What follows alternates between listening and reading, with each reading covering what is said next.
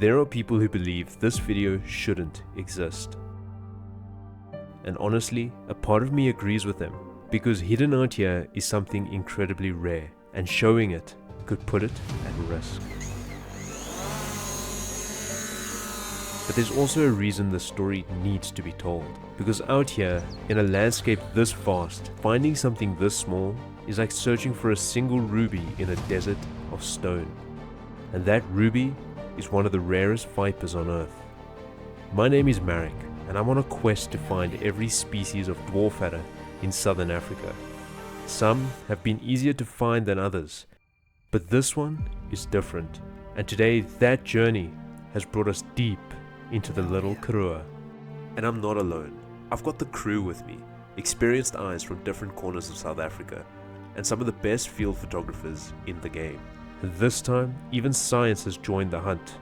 This is what we came for. The truth is, I've actually been here before, back in December last year, for what was supposed to be a relaxing holiday with my wife, when I accidentally encountered a neonate red adder. And even though that encounter was brief, it stayed with me, and somehow that experience made this place feel unfinished. I just couldn't leave it there, so I had to come back.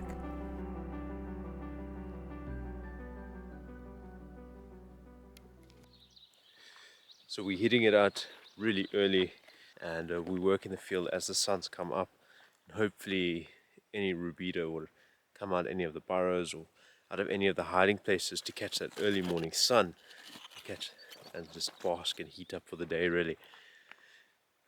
Hopefully we'll be pretty lucky, but it's difficult work, but at least there's a lot of eyes. And here comes the reinforcements, the cavalry. And just as the search began to build momentum, the cavalry arrived. Different eyes, different experience, but all focused on one thing. And almost immediately, we discovered that the Karoo is full of life. Just got a double flip of these two Bribrin's geckos, Chondrodactylus bibrinae. That is really cool to see two under one rock. Weird actually, quite a bizarre looking species. Absolutely love them. Now these guys aren't exactly what we came for, but they are exactly the kind of encounters that keep you looking under and between every rock. It quickly became apparent that there was no shortage of reptile life out here.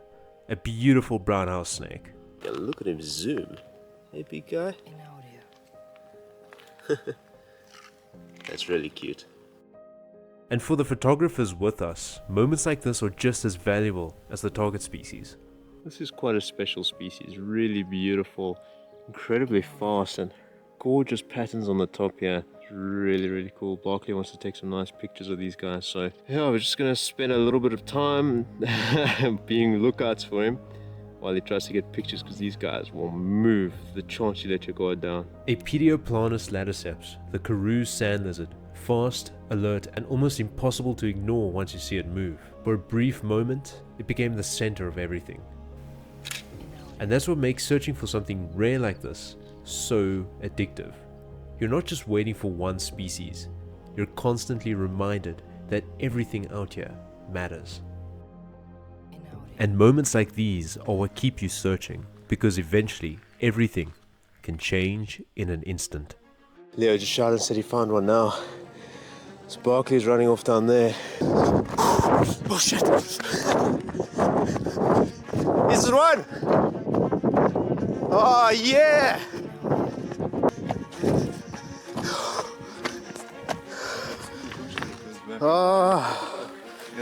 Oh wow. Nice dude, and it's a nice size.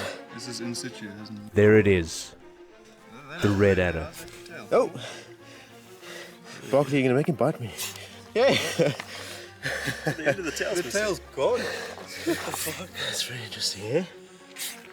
She's been around for a while. Yeah, go under my shoe and hide there for now. Yo, I'm so chuffed. Well done, man. Let's go. I'll give you a lefty. Hey, how about that? We finally found one. And a big one too. This is the moment we have all been waiting for. Leo and I decide to pack up and take the snake back to fort. And just when we thought it couldn't get better, it did. Take a look at that, eh? Another little one here. Cole and Berkeley found this one. That is just incredible. 2 to make it true now, hey? Now that we have not just 1, but 2 red adders, it's time to set up the table. And on this trip we're actually joined by someone really special. Ella, a herpetologist working on her PhD. And if I had to describe everything word for word what exactly it is she's doing, you might get lost. But I will say this, even something as small as a single scale can tell a story by analyzing tiny chemical signatures locked inside the scales. And then there's the venom. It's not just dangerous, it's specialized. Different diets can shape different venoms. So by collecting both, you start to understand not just what the snake is, but how it lives and how that might change across its entire range. At the start of the video I said, there are people who believe this video shouldn't exist. And standing here now, I understand why. Because something like this is easy to take for granted, or worse, to take and put in a cage. But it's also moments like this that make people care, that turn fear into fascination. And when people start to care, they start to protect. But with moments like this comes responsibility. These snakes gave us everything we came for. Now, it's our turn to give something back. We put in every effort to return them exactly where they were found. Back into the landscape they belong. This is exactly where we found this big girl. She is quite massive for a dwarf adder. It's so good to see. Unfortunately, she has lost a bit of the tail there, but thankfully it's behind the cloaca, so all the necessary parts for survival are still intact. You can't expect a snake out here to get to this size without a battle scar or 2. It's just really impressive to see such a beautiful snake like this here. They got these tufts above the eyes. Many years ago, they used to be a part of the Bitis complex, meaning the many horned adder family. Paul Branch decided to really dig into this. He elevated these guys into a full species, the red adder. And they have those small tufts, almost like the many horned adder, but they are heavily reduced. That is so cool. Hey, that is so incredible. I love the colors on this individual. She is so stunning. Rarity isn't just about one species. It's about an entire world. Most people never stop to notice. And maybe that's where it starts. Not with finding something rare, but with learning to see what's already there. This is just one species. One piece of a much bigger story. And the search is far from over. And I'll see you guys in the next one. Peace.